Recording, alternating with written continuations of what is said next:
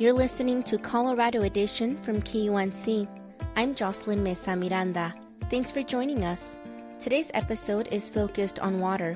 We have two stories from our ongoing coverage of the Colorado River. Stay with us to learn more. It's Monday, November 28th. The Colorado River is drying up. Communities that rely on it are already feeling the pinch. Many large cities throughout the Southwest are well positioned to weather the coming crisis. But for some small towns like Page, Arizona, the threat of losing their water supply completely is no longer hypothetical. KUNC's Alex Hager reports. Tobin Pilot walks across a crunchy patch of red dirt and pulls out his keys.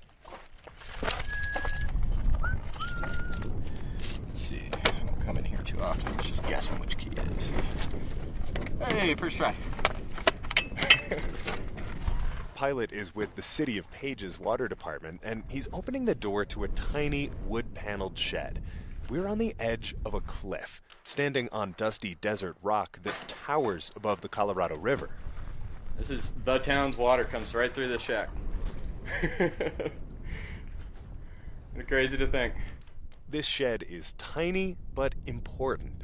Here, water comes up from the river hundreds of feet below and enters the pipes that feed the homes, hotels, and restaurants in this tourist town. What it does is there's a pipeline that is bored through the cliff of Glen Canyon, and then as it comes to the edge just past us here and goes straight up, and then into another pipeline that goes up to our water plant. But that system is under threat. Page gets its water from Lake Powell, the nation's second largest reservoir. It's held back by the Glen Canyon Dam, a 700-foot-tall behemoth. And inside the dam, there's a pipe that sucks water up to the little shed and onto the city. But drought and steady demand have drained the reservoir to a near-record low, putting Page's drinking water system in jeopardy. They never anticipated the lake actually dropping down to a level where they weren't going to be able to generate, or where Page was going to struggle to get water.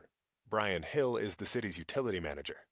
That just simply wasn't anticipated. That's why we're scrambling to make a design mod down there now. He's talking about reworking the pipes inside the dam.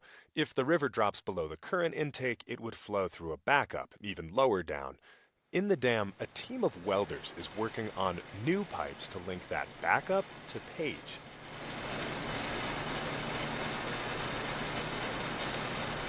But Hill says Page won't have peace of mind without more upgrades. If the system in the dam fails for any reason, water stops flowing from city taps.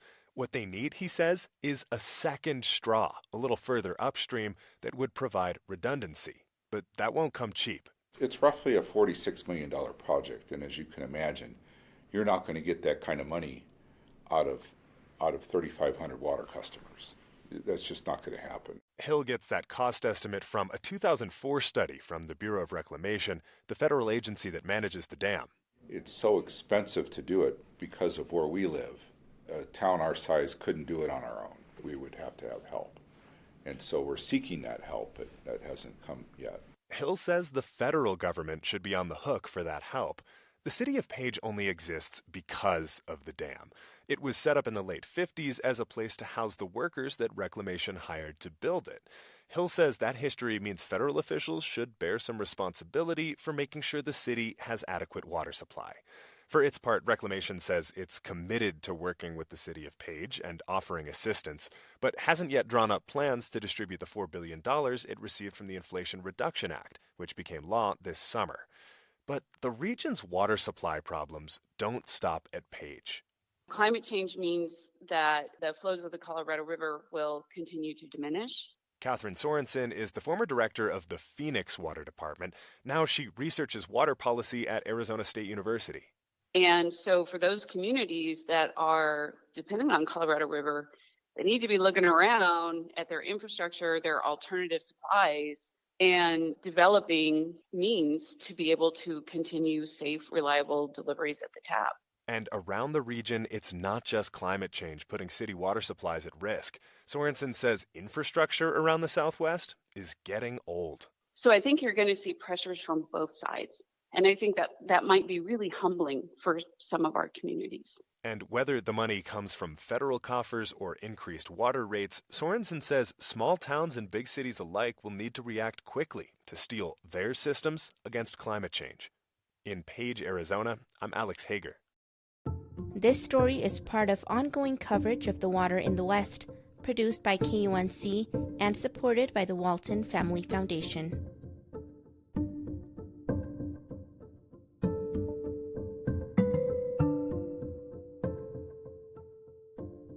The Colorado Rivers Foundational legal document turns 100 years old this month. The agreement among 7 Western states was groundbreaking for its time, but as KUNC's Luke Runyon reports, it continues to contribute to the Southwest's water crisis. Eric Kuhn walks along a gravel path above the Colorado River in Glenwood Springs, Colorado. The river below is turbid and choppy as it winds its way through town, past hot springs resorts and whitewater outfitters. Here we are about a whole 150 miles downstream of the headwaters of the Colorado River. Kuhn is the former head of the Colorado River District, a water agency based on the state's western slope. He's the co-author of the book Science Be Damned, a detailed examination of how the river's foundational agreement, the Colorado River Compact, came together a century ago. When I think of rivers, I think of, well, where's the water coming from and where's it going? And what's happened to this river over the last 100 years? In the 19-teens, European settlers were moving into some of the most arid reaches of the country. The Southwest was rapidly developing. But one thing was missing: a stable water supply. The river's flows were extreme, transitioning quickly from flood to drought.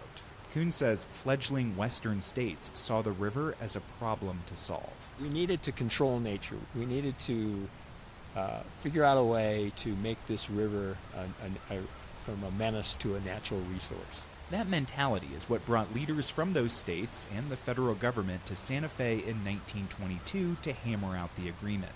It divided up the river's water and promised the states a fixed amount to use.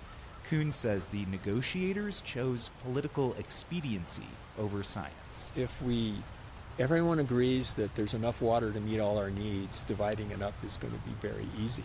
If there's not enough water, then it's going to create complications. We're 100 years later, and obviously our priorities are different than the priorities of the people who existed at that time. Kathy Jacobs is a water policy professor at the University of Arizona. The priority then was irrigation water for the Southwest's small farms. They weren't thinking of what a future Phoenix metro area might need, or how their decisions would affect the Grand Canyon's ecosystems. I don't think that it's particularly flexible, and we're in a situation where flexibility will probably be key. And that inflexibility is still being felt today, Jacobs says. Because more water exists on paper than in the river, its biggest reservoirs, Lakes Mead and Powell, continue to decline to record lows. For Heather Tanana, a University of Utah law professor and citizen of the Navajo Nation, the compact also represents how indigenous people have been excluded from river management over time. Water for many tribes, it's not a commodity. It's something sacred. It's something that's integral to not just human life, but the broader community and environmental well-being. Collectively, tribes hold rights to more than 20% of the river's water, but only recently have calls for a tribal seat at the negotiating table been seriously considered by the states and the federal government. That's been a shift we've in the last, really, I think, 5 years of recognizing tribal interests, their legal rights, and beyond that tribes can be a part of problem solving. So with all of its flaws, why would anyone want to keep using the compact? Well, Kevin Wheeler, a river management fellow at the University of Oxford in the UK, says more water leaders are choosing to ignore some of the compact's math. Newer agreements show some willingness to cut back on overall water use voluntarily. Even though no individual state wants to take the hit, they all recognize the need to take the hit together. And what the compact serves as now, he says, is a way to keep all of the users returning to the negotiating table. What's often been said is we're not going to get rid of it, but we may have to bend the hell out of it to make it work. And figure out a way to bend it before the whole system breaks. I'm Luke Runyon in Grand Junction, Colorado.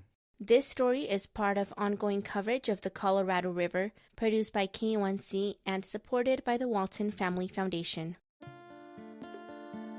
That's all for today on Colorado Edition. Thanks for listening.